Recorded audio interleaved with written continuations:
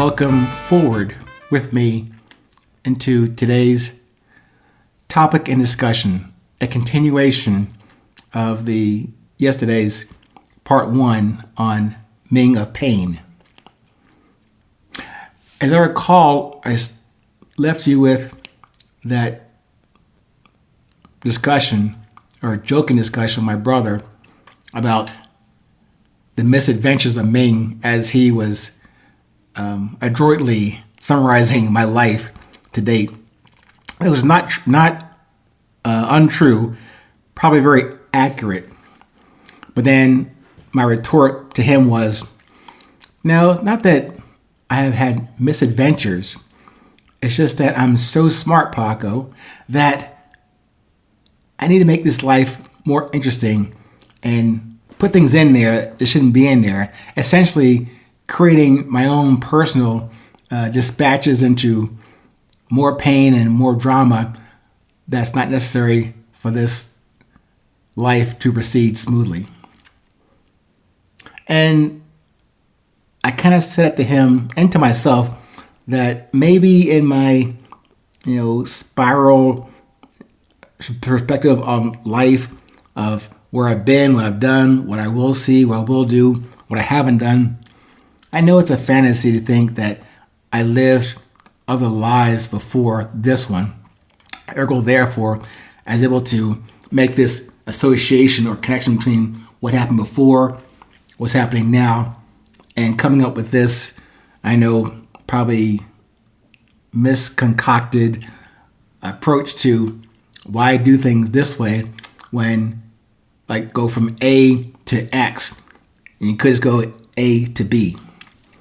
Again, I don't intend to do that, but I do know that either by nature or maybe by a bad habit or maybe just a habit, I won't call it good or bad, that I tend to see things, if you see them on the left, I see it as right. You see it as black, I see it as white. You see it as over there, I see it as over here. I really am not trying to actively do that to upset people or to distract them from the logical, usual way of doing things. I just tend to see things differently, as we all do, or many of us do. Some of us can see to, okay, that's how it's done, then I'll do it that way. For some reason, either personally, professionally, or just Ming of Pain way, I tend to look at it a different way and take, as they say, a road less traveled. So, as I said, I'm not asking you to buy into my twisted logic of adding more drama and pain into my life unnecessarily. But bear with me to close this out on part 2 on Ming of Pain and how it's tied into my development, self-discovery of resilience. As I said before, I don't propose to be, PhD level smart about anything. As I said before, I came out of high school with a 2.8 GPA. That's not genius level. But as I relate to you my stories on going through challenges, the ones prepared for me and the ones that I personally inserted in this journey, still I'm here to relate them to you. Again, as I have mentioned before, maybe as reference points for you, something for you not to do, or maybe there is some nugget of inspiration or example there that you may be able to use on your journey. But as I left you with the previous episode, how could I have self-discovered this awareness and embracing and promotion of presence and currency and positive, and then to also promote or endorse or to actually produce more pain in myself in this life.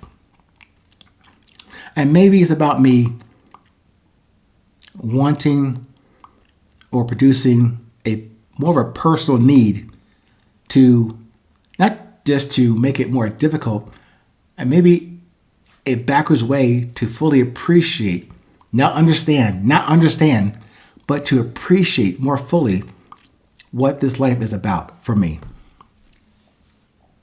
I know maybe I'm making this short trip way too long, but maybe you can use this true story of my misadventures or Ming of pain as a backwards way to fun and peace and love through pain. I know that's a big, soft maybe, but I know it's coming.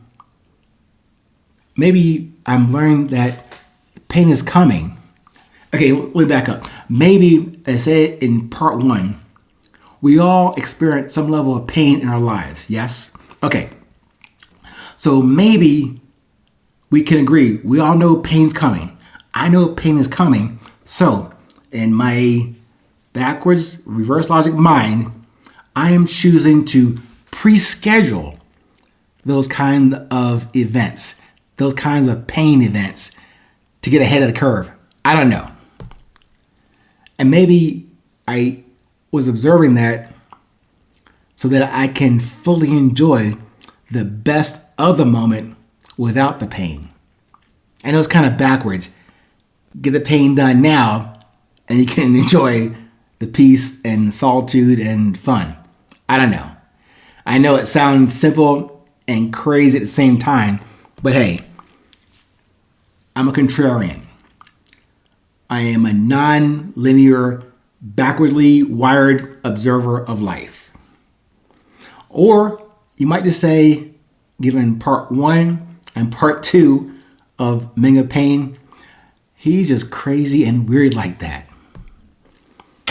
But I hope in some way you can take something out of this about the pain we all experience, how it does round out and have you appreciating your life, your journey, your own purpose, your own message, finding your own voice to sound it every day, to remind yourself of what might not be a great day today, smooth and calm. The pain is there that you didn't necessarily create, but we all have it to get through, to go through, and that is part and parcel of developing this thing I'm calling resilience. Well, I hope you enjoyed the story. Hope it didn't bore you or put me further into the crazy bin in your life. But I sincerely appreciate you taking the time to consider this and measuring your own pain. As much as you can, don't create any more than you need. We'll have enough in this life. Let's try and minimize that. But if you don't, at least recognize that you get through it and it grows you and helps you discover your path to your own resilience. Thank you so much. Stay present. Stay current. Remember, it's always 820.